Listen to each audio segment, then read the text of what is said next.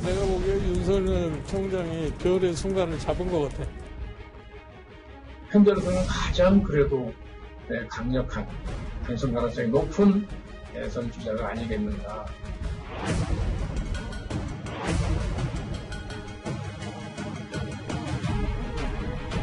상식과 정의가 무너지는 것을 더 이상 지켜보고 있기 어렵습니다. 정권 잡고 보니까 똑같은 사람이 돼요. 하나도 뭐 다른 게 없거든요.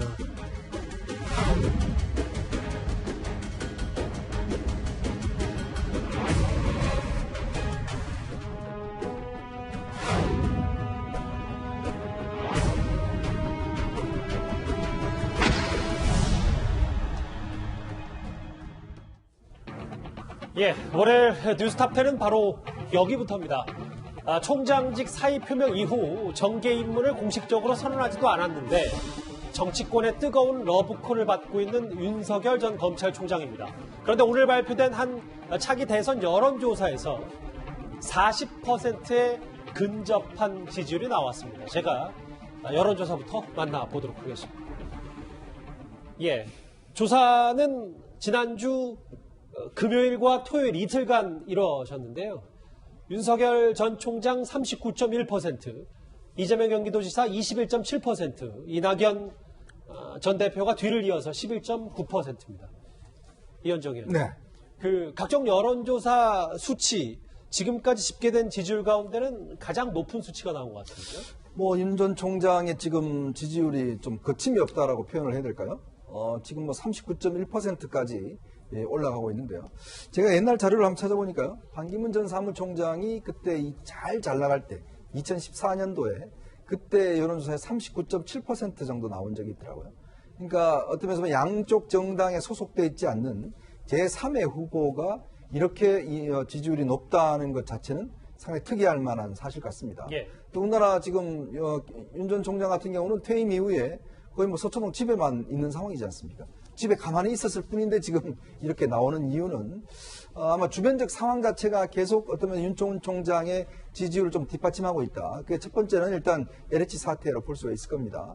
즉 LH 사태로 해서 그 공정과 정의의 가치가 여전히 문제가 있다라는 지적들이 있는 것이고, 또 하나의 문제는 검찰 이슈가 계속 살아 있습니다.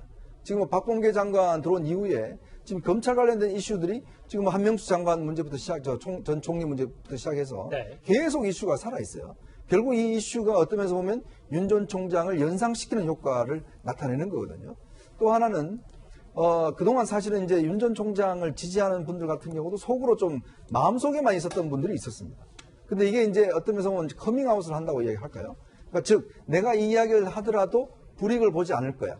왜냐하면 이게 이제 워낙 대세가 형성되다 보니까. 그러니까 샤이 윤석열이 있단 말입니다. 그렇죠. 대세 편성 효과라고 봐야겠죠. 예. 즉 뭐냐면 하나의 지지율이 처음에 안 나올 때는 내가 이 지지하는데 이 사람이 영 안 나오는데 이게 내가 선택이 잘못된 건가 이렇게 오락가락 하다가 지금 이제 전체로 나오는 조사를 보면 윤 전 총장이 1등을 달리고 있기 때문에 내가 지지하는 게 이게 어떤 면에서 보면 대세에 같이 가는 거다. 이런 효과가 있는 거거든요.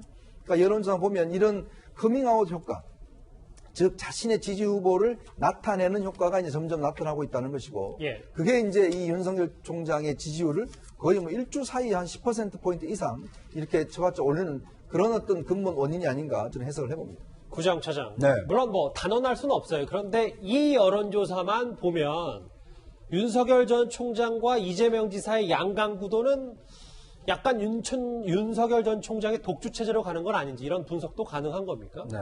그러니까 현재 나온 여론조사 수치만 놓고 보면 윤석열 독주 체제가 만들어지는 거 아니냐 이렇게 해석할 수는 있습니다. 그런데 이제 양강 체제라는 것이 왜 나왔는가를 생각을 해보면은요. 예. 지금 우리가 보고 있는 KSOI 여론조사 말고 한국 갤럽 여론조사에서는 이제 지난주 조사입니다.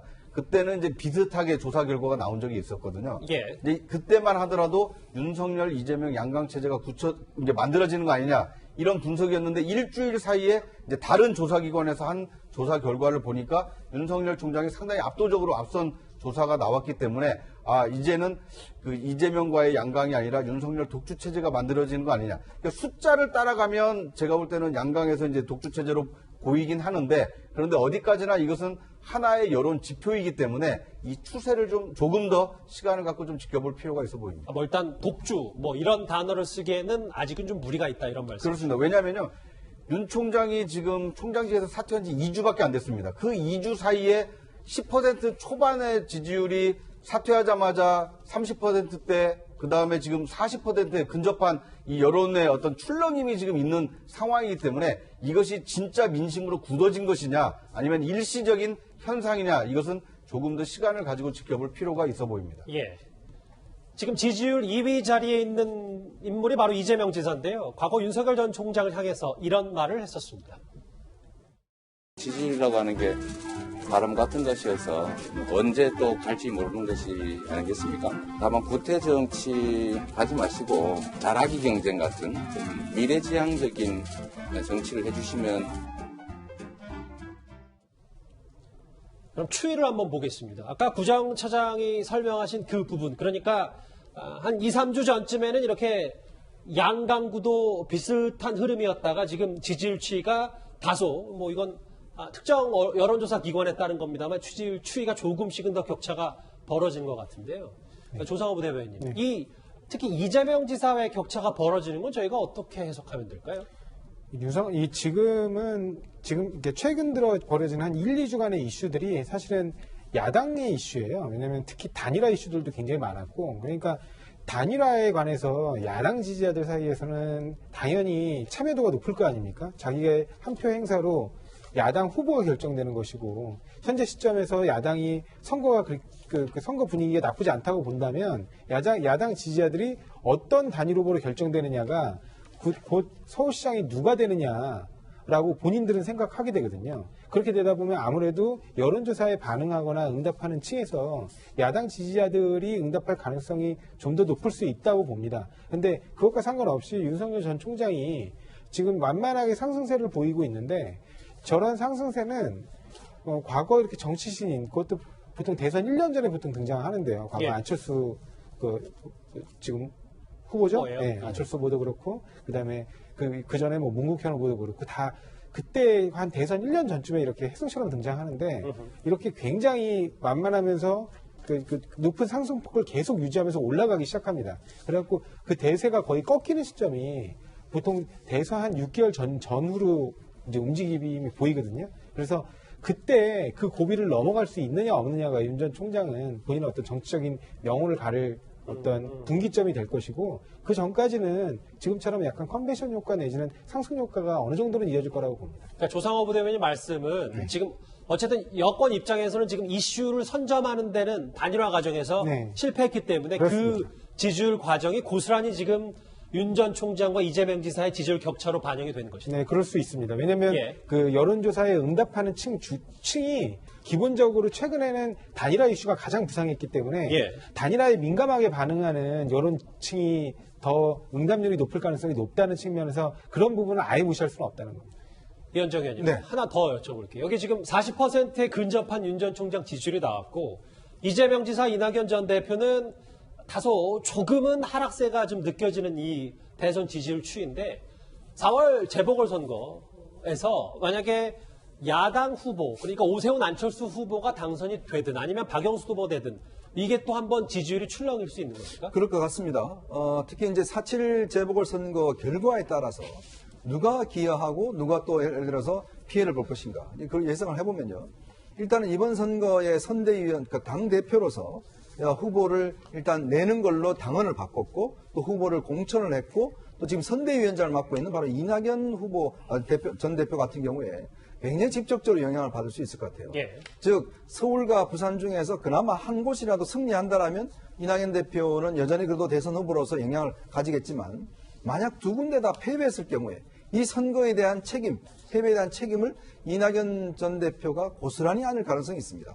그렇다면 결국은 당내의 어떤 여러 가지 대결에서 이낙연 전 대표가 가질 수 있는 위상 자체가 상당히 추락할 수 있기 때문에, 그렇다면 당내에서 제3후보론이 아마 굉장히 거세게 나올 겁니다. 즉 친문 후보가 지지하는 제3후보, 뭐 예를 들어서 정세균 현 총리라든지 이런 부분들이 아마 다시금 이 장에 뛰어들 수 있는 가능성이 있는 거고요. 만약에 두 곳 중에 한 곳을 이긴다면 그래도 이낙연 대표가 선방했다라는 것 때문에 오히려 이재명 지금 지사와의 경쟁에서 상당히 어떤 호각세를 이루는 이제 그런 상황이 될 수가 있죠. 예. 그렇지만 만약에 이 선거에서 야당이 다 승리를 한다고 하면 사실은 이 윤석열 총장의 대세로는 더 상승세를 탈 수가 있어요. 더 공고해질 그렇죠. 것이죠. 이제 예를 들어서 야당에는 이제 승리에 대한 어떤 이제 기억들 이걸 다시 되살릴 수가 있고, 예. 자 우리한테 승리할 후보가 누구냐?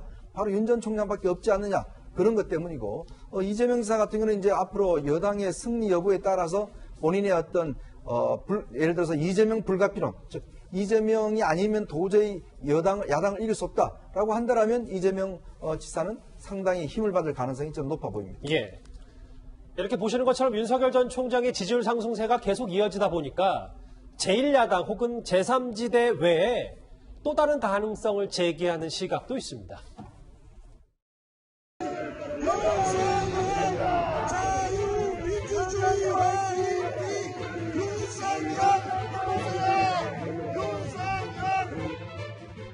총장님 응원하는 화환들이 몇 개쯤 있습니까? 세보진 않았습니다. 그분들 뜻을 생각해서 해야 될 일 열심히 하겠습니다. 네. 앞서 봤던 여론조사가 40%에 육박하는 윤 전 총장 대선 지지율이 나왔기 때문에 예전 지지율을 한번 저희가 끌어와 봤어요. 그 이유는 김 변호사님. 네. 실제로 윤석열 신당이 만들어졌을 경우에 지지율도 여당, 집권 여당과 제1야당보다 높기 때문에 이 부분에 대해서는 좀 여러 가지 해석들이 좀 나오는 것 같아요. 사실은 윤석열 총장이 신당을 만든다고 하면 대선 후보 겸 당대표 윤석열 말고는 누가 같이 할지, 어떤 사람들이 있을지, 뭐를 지향할지 아무것도 모르는 상황이잖아요. 그런데도 어쨌든 윤석열 총장이 정당을 만든다면 이라는 저런 가정적인 질문을 하나 가지고 어쨌든 1등을 한 겁니다. 그만큼 윤석열 총장이 지금 특히 이제 야권 쪽에서는 그냥 돌풍에 핵이 돼 있는 거죠. 내년 대선 전국판에. 그런데 그래서 모르겠습니다. 실제로 창당을 할지 안 할지 모르겠으나 창당을 하기에는 수많은 난관이 좀 기다리고 있을 거예요. 왜냐하면 창당이라는 게 현실적으로 돈 문제도 있죠. 그리고 대선 후보 하나 있다고 되는 거 아니거든요. 조직이 있어야 됩니다. 뭐 예전만큼 사실은 돈 들어가는 거라든지 조직세 이런 게 그렇게 필요하지는 않다고 하더라도 네. 그래도 창당은 창당입니다. 이게 그리고 비례대표하려고 예전에 뭐 비례용으로 급조한 정당이 아니라 내년 대선을 치러야 되는 정당이기 때문에 어느 정도 규모를 또 갖춰야 되는 것은 맞는 것이거든요. 그러니 실질적으로 윤석열 총장이 독자적으로 창당을 해서 그 독자 정당을 가지고 내년 대선까지 갈까? 글쎄 그건 좀 저는 지켜봐야 된다고 좀 봐야 될 것 같고, 저 여론조사에서 의미 있는 건 바로 이거예요. 자 보시자고요. 내년 대선이 어떻게 치러질지 모르겠지만 3자 구도도 될 수 있고 4자 구도도 될 수도 있지만 가장 확률 높은 건 양자 구도입니다. 예. 결국 우리나라 대선은 진영 대 진영의 대결입니다. 그렇다고 보면 한번 보실까요? 제 정당의 어떤 지지율 합을 좀 보시자고요. 더불어민주당하고 열린민주당 계열이 같습니다. 예. 정의당은 좀 다르고요. 독자 노선이니까. 그걸 합친 것보다 국민의당하고 국민의힘, 안철수 대표가 서울시장 선거 끝나고 합당한다고 그랬잖아요. 예. 합쳐야 되는 거예요. 거기다가 윤석열 신당. 저기가 보수적 야당 쪽으로 가겠습니까? 집권 여당 쪽으로 가겠습니까? 보수 여당 쪽으로 야당 쪽으로 갈 수밖에 없거든요. 물론 저 와중에서 빠지는 사람들이 있겠지만 예. 척 봐도 산술적으로 지금 야권의 파이가 커졌다는 것을 알 수 있죠. 그만큼 윤석열 총장의 내년 대선판에 특히 야권에서 후보를 결정하는 데 있어서 가장 중요한 인물이 됐다는 거 저 그래프만 봐도 단번에 알 수 있는 거죠. 예. 근데 이제 만약에 총선이 먼저 있다라면, 그러니까 이 윤석열 전 총장이 대선이 멀었고 총선이 먼저 있다라면 저 신당의 시나리오가 먹혀들 수는 있어요. 즉 윤석열 총장이 지휘하는 신당에서 총선에 어떤 승리를 하고 그 힘을 바탕으로 해서 대선에 간다면 모르겠지만, 사실은 지금 우리 같이 프랑스 앙마르쇼 같이 사실 지금 이제 대선을 앞두고 윤 총장이 신당을 만들어서 내년에 대선하겠다는 것은 저는 굉장히 불가능한 일이라고 봅니다. 그러니까 프랑스 사례를 말씀하신 그 부분은 마크롱 대통령 말씀하신 그렇습니다. 마크롱 대통령이 앙마르쇼를 만들어서 총선에서 압승을 하고 예. 이제 대선에 나가 이겼잖아요. 이제 그런 거와는 저는 좀 만약에 내년에 총선이 있다라면 좀 문제는 달라지죠. 알겠습니다. 39%가 넘는 지지율 윤석열 전 총장의 지금 선호도인데요. 그리고 오늘 대통령 지지율 여론조사도 공개가 됐습니다. 윤석열 전 총장 지지율 조사를 한 여론조사 기관과는 다른 회사라는 것을 저희가 분명히 좀 하겠습니다. 구자영 차장님. 네. 대통령 지지율 추이를 봤을 때는 이게 현 정부 들어서 역대 최저 수치가 나왔습니다. 네. 그런데 이제 그 현 정부 들어서 그 생각을 해보니까 역대 최저지만 역대 대통령의 5년차 지지율에 비교해 보면 상당히 높은 편입니다. 예. 그러니까 오늘로서 문재인 대통령의 그 남은 임기는 이제 1년 조금 더 남았거든요. 5월 9일까지이기 때문에 한 1년 1개월 좀 더 남았다 이렇게 볼 수 있는데 대선까지 치면 이제 1년도 안 남은 거 아닙니까? 그러니까 임기 말 대통령 치고는 이 30%, 34%의 지지율이라는 것은 나쁜 지지율은 아닙니다. 하지만 이제 비교를 할 때 지난달까지만 해도 40%를 넘어섰는데 이번 달 들어서 계속 하락세고 또 30% 초반까지 떨어졌다. 이제 이런 떨어지는 추세를 보니까 문재인 대통령의 지지율이 커 보이는 겁니다. 예. 그리고 이제 다른 한편으로 보면 문재인 대통령은 이제 현재 권력 아닙니까? 임기 종료를 앞둔 현재 권력인데 윤석열이라는 미래 권력의 어떤 잠재 후보가 부상을 하는 시점이다 보니까 현재 권력과 미래 권력이 이제 크로스 오버되는 시점입니다. 약간 이제 겹치고 있는 거거든요. 예. 그러니까 문 대통령의 임기는 종료 시점을 향해 달려가고 있고 새로운 미래 5년 국정을 책임질 새로운 주자가 누구냐에 대한 국민의 관심이 높아지고 있기 때문에 현재 대통령의 지지율은 떨어지는 것이 어떻게 보면 역대 모든 대통령에 걸었던 전철을 이제 문 대통령도 걷기 시작했다. 다만 지지율의 하락세가 지금까지는 40%대를 잘 유지해 오다가 이번 달 들어서 조금 하락세가 크게 떨어지고 있는 것이 어떻게 될지 이제 예의주시해 볼 상황인 것 같습니다. 조상호 부대변인, 이 여론조사도 앞서 좀 비슷한 분석을 해주셨지만 지금 야권이 모든 이슈를 좀 빨아들이고 있기 때문에 아마 대통령 지지율도 그렇게 연동이 될 것이다라는 분석도 있는데, 근데 그럼에도 불구하고 이렇게 윤석열 전 총장 지지율은 수직 상승하고 청와대 관련 이 대통령 지지율이 역대 최저를 나오면 실제로 선거 코앞에 두고는 상당히 곤혹스러울 수밖에 없을 것 같아요. 이거는 뭐 어찌됐든 국민들이 정부에 대한 평가로 또 해석할 수도 있기 때문에 뭐 곤혹스러움이 없다 뭐 이렇게 얘기할 수는 없겠죠. 근데 아까도 말씀드렸듯이 이 선거에서 지금 가장 주목받고 있는 건 팽팽하게 지지율을 보이고 있는 이른바 야권 후보 단일화에 관한 문제입니다. 그리고 그 단일화에 관한 문제에서 아무래도 그 단일화에 관심이 많은 그 국민들이 그 여론조사에 반응할 가능성이 높고, 그렇게 하다 보면 결과적으로 이제 좀 더 야당 지지자들이 과다 표집되는 경향들이 있을 수 있는 거죠. 그래서 그렇게 반영되는 것이라고 봅니다. 그리고 현 정부 들어서 지금 가장 여러 가지 악재가 동시다발적으로 터지고 있는 것도 사실은 맞거든요. 예. 그래서 이런 부분들에 대해서 굉장히 그 실효적인 반영들이 그때그때 이루어지고 있는 거라서 그런 부분들 고려하고 나면 이제 앞으로 또 이제 선거가 끝나고 차분하게 정리해낸다는 측면에서 볼 때 아까 말씀 하셨지만 그 현 지금 정도의 지지율이 아주 나쁜 거다. 그렇게 보기는 임기 말에 이르러서는 좀 문제가 크게 있다 이렇게 보기는 어려울 것 같습니다. 오늘 새롭게 알려진 눈에 띄는 여론조사 결과를 하나하나 살펴봤습니다. 지지율 고공행진만큼 주목을 받는 게 바로 윤석열 전 총장의 말 한마디, 행보 하나하나일 텐데요. 그런데 최근에 첫 외부 일정으로 101세 철학자 김영석 명예교수를 윤석열 전 총장이 만난 사실이 알려졌습니다. 현실 정치 참여를 앞둔 윤 전 총장의 의중이 처음으로 드러난 행보이기 때문에 관심이 꽤 뜨거울 수밖에 없습니다.